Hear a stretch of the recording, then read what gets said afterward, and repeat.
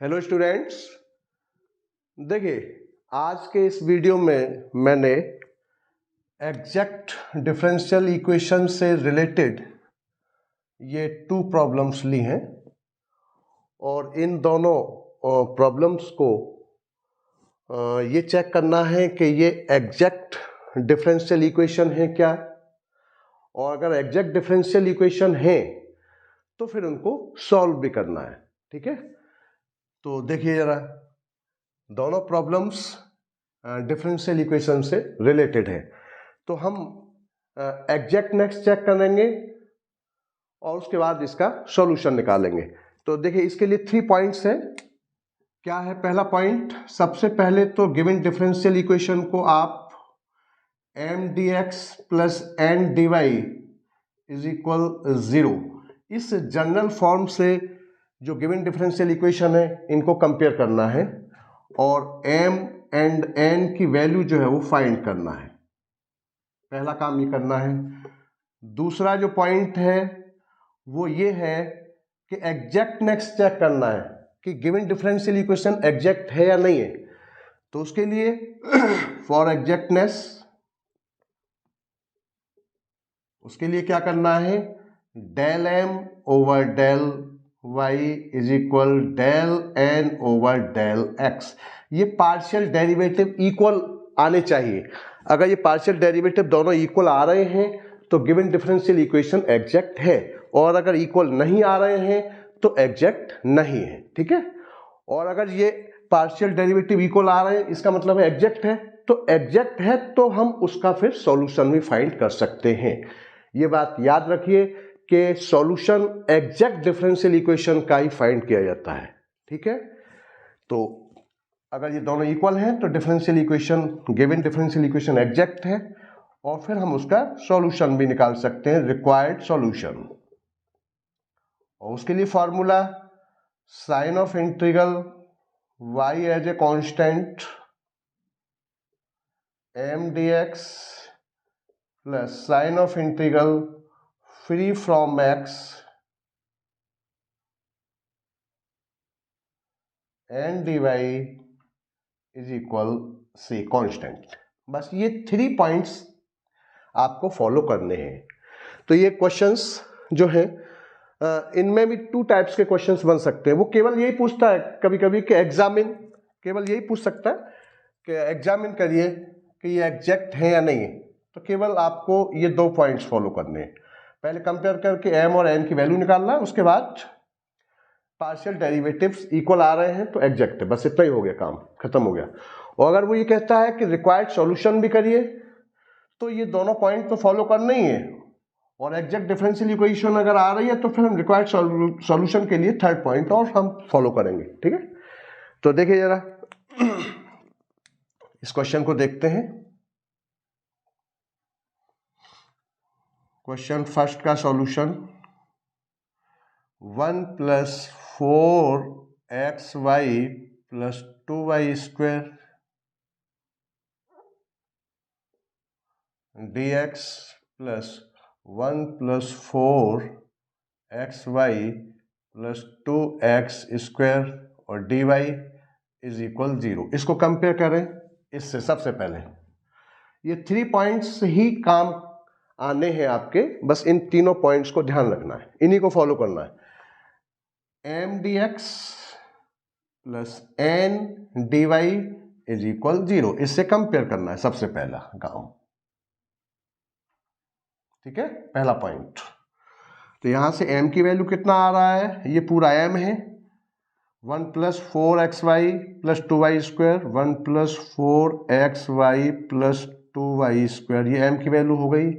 n की value यहां से कंपेयर करने से कितना आ रहा है निकल के, n इज इक्वल आपका 1 plus 4xy plus 2x square, ये हो गया।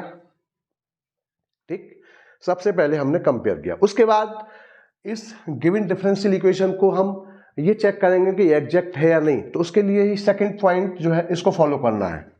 तो पार्शियल डेरिवेटिव निकालिए अब यहां पर। नाउ फॉर एग्जैक्टनेस क्या करना है, del M over del Y.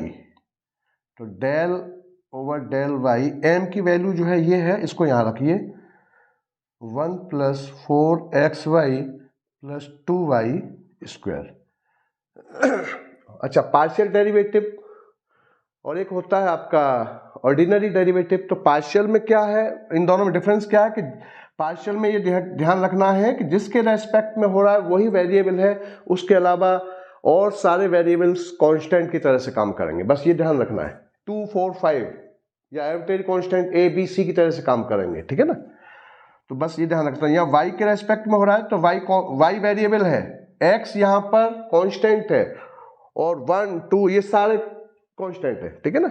तो देखिए क्या हो जाएगा अब इसका, तो 1 का क्या हो जाएगा 0, डायरेक्ट कर रहा हूं, और y के रेस्पेक्ट में जब इसका करूंगा तो देखो 4x क्या हो जाएंगे कांस्टेंट, ये क्या हो गया एक तरह से कांस्टेंट हो गए 4x, y का 1 हो जाएगा तो 4x बचा, और यहाँ कितना हुआ, यहाँ y है तो आपका ये 4 और ये y बच हो गया। तो ये रिजल्ट निकल के आ गया आपका, del M over del Y is equal 4x + 4y, ये निकल के आया। इसी तरीके से आप यहां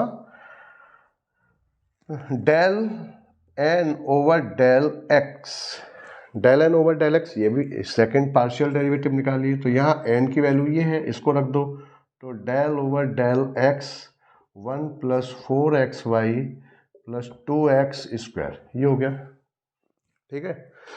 यहाँ देखें यार, तो देखो 1 का यहाँ भी 0 हो जाएगा, और यहाँ x के रेस्पेक्ट में तो x वेरिएबल है, तो यहाँ पर अब कांस्टेंट क्या हो गया इस टर्म के अंदर, कांस्टेंट हुआ आपका 4 और y, ये कांस्टेंट हो गए, और आपका ये x वेरिएबल हो गया, ठीक है। बस ये ध्यान रखना है, जिसके रेस्पेक्ट में वो वेरिएबल है और सारे कांस्टेंट हैं पार्शियल डेरिवेटिव में, बस इसका ध्यान रखना है। तो ये क्या हो जाएगा, यहाँ पर 1 का 0 हो गया, x के रेस्पेक्ट में x का 1 हो जाएगा और 4y बचेगा, और यहाँ पर x के रेस्पेक्ट में इसका तो होगा और 4 और आपका x हो जाएगा। अब आप देखें जरा, del n over del x is equal 4x + 4y। अब आप इसको देखिए, del m over del x, del m over del y, इसकी value 4x + 4y, del n over del x 4x + 4y, दोनों क्या है इक्वल है। फ्रॉम फर्स्ट एंड सेकेंड अगर हम देखें तो from first and second del m over del y is equal del m over del y is equal del n over del x हो गया। इसका मतलब क्या है कि ये एग्जैक्ट डिफरेंशियल इक्वेशन है, hence given differential equation be exact differential equation, खत्म मामला। तो एग्जैक्ट नेक्स्ट स्टेप हो गई। अब इसके बाद में जब एग्जैक्ट अगर है तो हम इसका सॉल्यूशन भी निकाल सकते हैं, क्योंकि सॉल्यूशन एग्जैक्ट डिफरेंशियल इक्वेशन का ही निकाला जाता है। एग्जैक्ट नहीं है तो सॉल्यूशन नहीं फाइंड होगा, ठीक है। अब वो केस आगे आएगा कि एग्जैक्ट नहीं है तो हम फिर उसको एग्जैक्ट में कन्वर्ट करते हैं, और उसके बाद फिर हम उसका सॉल्यूशन निकालते हैं। एग्जैक्ट नहीं है, अभी केवल हम मैं एग्जैक्ट वाली इक्वेशंस को ले रहा हूं, तो फिर वो आपका वो रिड्यूसिबल केस हो जाएगा। वो अभी हम नेक्स्ट वीडियोस में लेंगे। जब एग्जैक्ट नहीं होती हैं, ये इक्वल नहीं आते हैं, तो हम उनको एग्जैक्ट में कन्वर्ट करते हैं डिफरेंशियल इक्वेशन को, उसके बाद सॉल्यूशन निकालते हैं, ठीक है। लेकिन एग्जैक्ट नहीं है उसका सॉल्यूशन नहीं निकलेगा। चलिए ये हो गया। अब इसके बाद ये इक्वल है, अब इसके बाद सॉल्यूशन इसका देख लीजिए यहां से। अब इसका रिक्वायर्ड सॉल्यूशन के लिए ये आपका पॉइंट थर्ड वाला, तो रिक्वायर्ड सॉल्यूशन क्या हो जाएगा इसका, sign of integral y constant m dx plus sign of integral free from x n dy is equal constant. तो देखो साइन ऑफ इंटीग्रल m की वैल्यू इसको रखिए यहाँ पर 1 + 4xy + 2y² और आपका dx। यहां कौन सी वैल्यू रखनी है? फ्री फ्रॉम x, ये y एज ए कांस्टेंट, यहां free from x। Free from x n की वैल्यू, ये जो पूरी n की वैल्यू है उसमें से वो टर्म रखने हैं जिसमें x वेरिएबल नहीं होना चाहिए।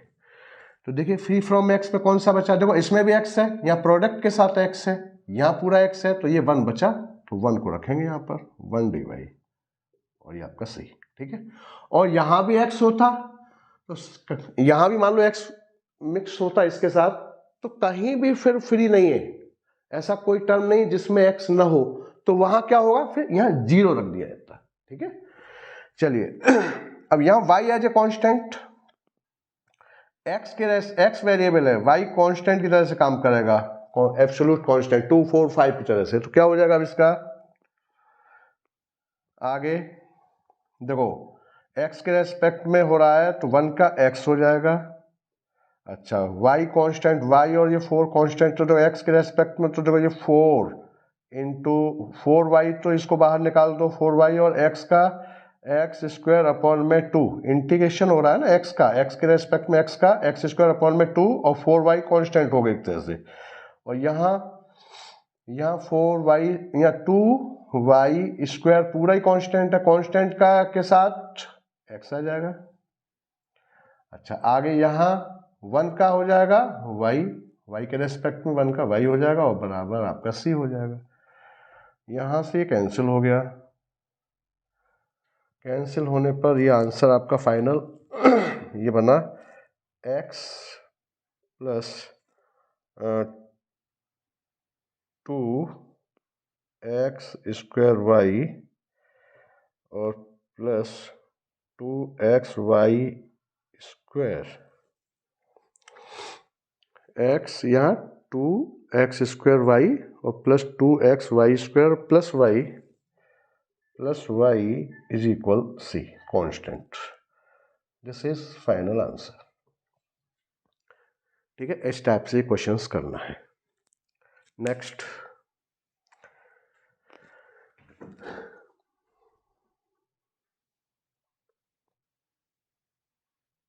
देख लीजिए इसको।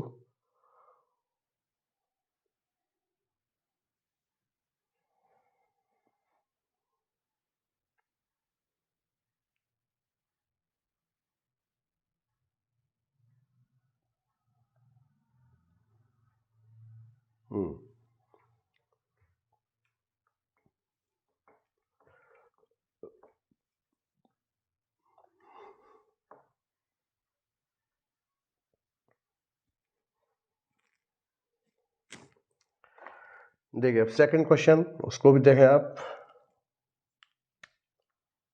क्वेश्चन सेकंड का solution, y cos x plus sine y plus y और ये आपका dx plus sign x plus x cos y plus x और आपका ये dy इज इक्वल 0। ठीक, पहले इसके एग्जैक्टनेस चेक करिए। तो सबसे पहले तो इसको कंपेयर करिए इससे, ये जनरल फॉर्म में इसका, तो आपका ये m dx प्लस n और ये dy इज इक्वल 0, ये कंपेयर करें आप यहाँ पर। ठीक है, तो m की वैल्यू कंपेयर करने पर कितना आ रहा है भाई? ये पूरा m की वैल्यू हो गई और ये पूरा n की वैल्यू हो गई। तो m is equal y cos x plus sine y plus y and n कितना आया? Sine x plus x cos y plus x, ये n आया। ठीक है, m और n की वैल्यू फाइंड हो गई। उसके बाद एग्जैक्टनेस चेक करने के लिए ये दोनों डेरिवेटिव, पार्शियल डेरिवेटिव इक्वल आना चाहिए। नाउ फॉर एग्जैक्टनेस, ठीक है, तो ये del M over del Y, तो del over del Y, M की वैल्यू यहाँ Y cos X plus sine Y plus Y, ये हो जाएगा। तो यहाँ y के रेस्पेक्ट में हो रहा है, तो y वेरिएबल है, ये पूरा कांस्टेंट हो गया, तो ये हो गया एक तरह से y का 1 हो जाएगा, और cos x 1 into cos x, ये हो गया, ठीक है। और यहाँ साइन का cos y हो जाएगा, y के रेस्पेक्ट में साइन y का cos y हो जाएगा, ऑफ y का ये 1 हो गया। आपका del M over del Y is equal cos X plus cos Y, ये निकल के आया, देख लीजिए। सिमिलरली आप यहाँ del N over del X निकालें, तो del over del X, N की वैल्यू यहाँ रखें sine X plus X cos Y plus X, क्या है यहाँ पर x के रेस्पेक्ट में साइन x का cos x हो जाएगा, cos x हो गया, ठीक। और x के रेस्पेक्ट में इस x का क्या हो जाएगा 1 इंटू कॉस वाई, और ये आपका 1 हो गया। तो del N over del X is equal cos X plus cos Y plus 1, देखें जरा, प्लस 1 भी तो है यहाँ, सॉरी ये 1 भी 1 नहीं लिखा, प्लस 1, ठीक है। तो ये del M over del Y का cos X plus cos Y plus 1, del N over del X का cos X plus cos Y plus 1, इसका मतलब क्या है, फर्स्ट एंड सेकंड नंबर डाल दो, तो from first and second, from first and second del M over del Y is equal del N over del X, hence given differential equation be exact differential equation. अब exact है तो इसका solution भी निकल सकता है, ठीक है। तो इसका सॉल्यूशन क्लियर हो गया, ये दोनों इक्वल आ रहा है ना यहां से, तो ये दोनों ये बराबर हो गए, तो ये एग्जैक्ट है, ठीक है। यहां लिख सकते हैं आप given hence given differential equation be exact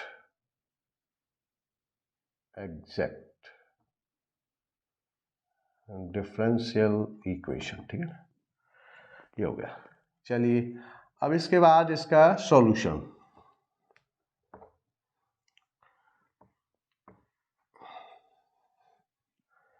तो ये n की वैल्यू, m की वैल्यू क्या थी, ये m इज इक्वल था आपका y cos, ये आपका, ठीक है ना। अब रिक्वायर्ड सॉल्यूशन, तो sign of integration y constant m dx plus sign of integral free from x n dy is equal C, ये फॉर्मूला है। Sign of integral y constant, m की वैल्यू यहाँ रखिए y cos x plus sine y plus y, और ये dx, उसके बाद यहाँ वैल्यू रखिए फ्री फ्रॉम x में, फ्री फ्रॉम x, n की वैल्यू, यहाँ n की वैल्यू कौन सी रखनी है, जिसमें x वाला टर्म ना हो। तो देखो इसमें भी x है, इसमें भी इनटू के साथ x अटैच है, यहां भी x है, कोई भी टर्म ऐसा नहीं है जिसमें x न हो, तो हम क्या रखेंगे यहां 0, कोई टर्म नहीं बचा तो 0 dy इज इक्वल सी, ठीक।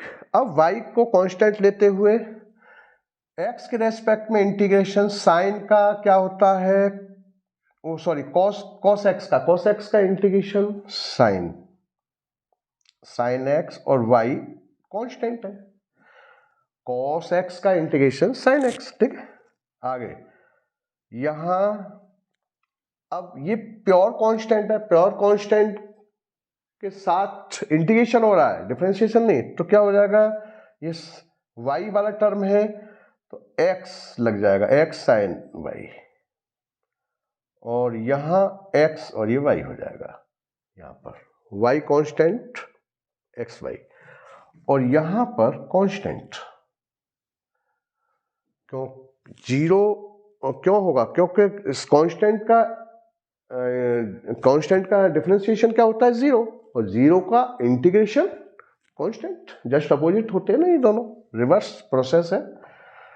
आपका ये मान लो C1 मान लिया, और ये हमने C मान लिया, तो अब आप इसको यहां लिख सकते हैं, इसका फाइनल आंसर। इधर मैं इसको मिटा देता हूं, तो ये हो जाएगा आपका y, और ये साइन x प्लस x, और साइन और ये y, और plus X Y is equal, इस C1 को इधर ले जाओ तो ये आपका C माइनस C1, और ये C माइनस C1 की जगह पर कैपिटल C लग दो, तो आपका y sine x plus x sine y plus X Y is equal capital C। This is final answer, final solution. ठीक है, कोई भी ये कांस्टेंट ही है ना, 2 4 5 कुछ भी होगा, आपस में उनका ऑपरेशन होगा ना, माइनस होंगे, तो हमने सपोज कर लिया कैपिटल C हो। ठीक है, तो इस टाइप से क्वेश्चंस करने हैं। तो ये क्लियर हो गया होगा। तो आज के लिए बस इतना ही इस वीडियो में, और ये वीडियो अगर आपको पसंद आया हो तो इसको लाइक करिए, सब्सक्राइब करिए, बेल आइकन बटन दबाना मत भूलिए। Thank you.